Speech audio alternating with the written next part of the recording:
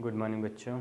आज हम पुनः जो है गुणनफल में इकाई का अंक कैसे ज्ञात किया जाता है, कैसे निकालते हैं, इसको देखेंगे। इसके पहले 2 वीडियो में आपने देख लिया है। क्या क्या देखे हैं? जैसे उसमें सम संख्या और विषम संख्या और अभाज्य संख्या, ये संख्याएं थी कि इसमें जो है गुणनफल में इकाई का अंक कैसे ज्ञात किया जाता है। तो आज उसी तरह से एक छूट गया था, एक टॉपिक का मतलब इस विधि से सवाल अगर आ जाएगा तो कैसे करेंगे। इसमें जो है सारी संख्याएं ना देकर एक संख्या विलुप्त करके लास्ट वाली संख्या दे देती थी। अब तक हम लास्ट वाली संख्या ज्ञात करते थे, लेकिन इस बार लास्ट वाली संख्या दे दी गई है, यानी इकाई का अंक दे दिया है और संख्या जो दी गई है इसमें से एक संख्या विलुप्त कर दी है, यानी हटा दी है। तो कह रहा है इसके स्थान पे कौन सी संख्या रखी जाए। तो इसको निकालने के लिए देख लीजिए कैसे इसको सॉल्व करते हैं हम। जैसे ये संख्या आपकी कितनी दी गई है, ये संख्या ये और ये और ये। यहाँ देखेंगे इस संख्या का लास्ट का अंक 3 है, इस संख्या का लास्ट का अंक 8 है, इस संख्या का लास्ट का अंक 9 है। यहाँ y है, इसी y का मान आपको ज्ञात करना है। तो यहाँ कितना लिखेंगे? यहाँ लिखेंगे 3 गुणे 8 गुणे कितना लिखेंगे 9 गुणे यहाँ y कर देते हैं। इसी y की वैल्यू आपको प्राप्त करनी है कि y की वैल्यू कितना आ जाए कि जिससे जो है उसका मान 4 प्राप्त हो जाए। तो इसका और इसका आपस में हम गुणा करेंगे। यहाँ लिखेंगे 8 गुणे 3, 8 गुणे 3 करेंगे तो 8 तिरिक कितना हो गया? 24 हो गया। ये आपका इकाई का अंक आपको प्राप्त हो गया। ये दहाई का अंक हमको लेना नहीं है, दहाई के अंक को हम कट कर दे रहे हैं। अब इस 4 को हम पुनः लेंगे, 4 को यहाँ लिखेंगे गुणे। अब बचा कितना है? 9 बचा है, 9 बचा है। 9 का गुणा 4 में करेंगे तो 9 चौक कितना हो जाएगा? 36 हो जाएगा। 36 में ये दहाई का अंक बना, ये इकाई का अंक बना। यहाँ 4 लिख लेते हैं।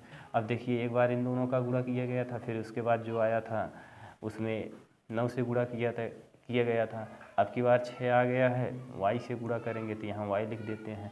अब इसका कह रहा है y के स्थान पे कौन सी ऐसी वैल्यू रखी जाए, y के स्थान पे ऐसी कौन सी वैल्यू हम रखें जिससे इसके इकाई का अंक कितना प्राप्त हो जाए, हमको 4 प्राप्त हो जाए। तो चलिए ठीक है, y की वैल्यू हम प्राप्त करने के लिए यहाँ हम 6 लिखे हैं और यहाँ y है। अगर y बराबर हम मान लेते हैं 1 2 3 4 इस तरह से मान लेते हैं, तो y की वैल्यू एक बार हम पुट करके देखेंगे। अगर पुट करके नहीं देख पा रहे हैं तो 6 का पहाड़ा पढ़ते चले जाइए। 6 का पहाड़ा पढ़ेंगे तो जैसे देखिए यहाँ हम क्या लिख रहे हैं, 6 गुणे 1 कर रहे हैं तो 6 के 6 हो जा रहा है। 6 गुणे 2 कर रहे हैं तो 12 हो जा रहा है। 6 गुणे 3 कर रहे हैं तो कितना हो जा रहा है? 18 हो जा रहा है।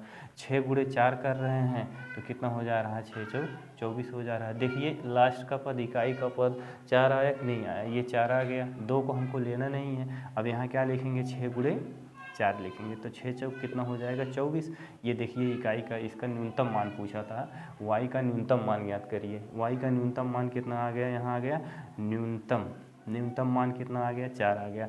अगर इसी तरह से इसमें अधिकतम मान पूछा होता तो यहाँ जैसे 6, यहाँ 6 था और y था, गुणे y था इक्वल टू, यहाँ y है इक्वल टू कितना लिखेंगे? इक्वल टू यहाँ पूछ रहा है, यहाँ 4 आ गया है, 4 दे दिया है, 4 दिया है। अब इसका अधिकतम मान पूछ रहा है। तो अब इसी तरह से अगर आपको पहाड़ा आ रहा है, 6 के पहाड़ा आ रहा है तो 6 के पहाड़ा पढ़ते चले जाइए।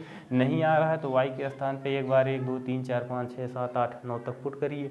तो यहाँ लिखेंगे 6 गुणे कितना कर दें? 9 कर दें। 9 छक कितना हो जाएगा? 54 हो जाएगा। ये देखिए आ गया कि नहीं? ये दहाई का अंक कट हो जाएगा, इकाई का अंक आपका 4 बच गया। तो यहाँ अगर अधिकतम की बात पूछा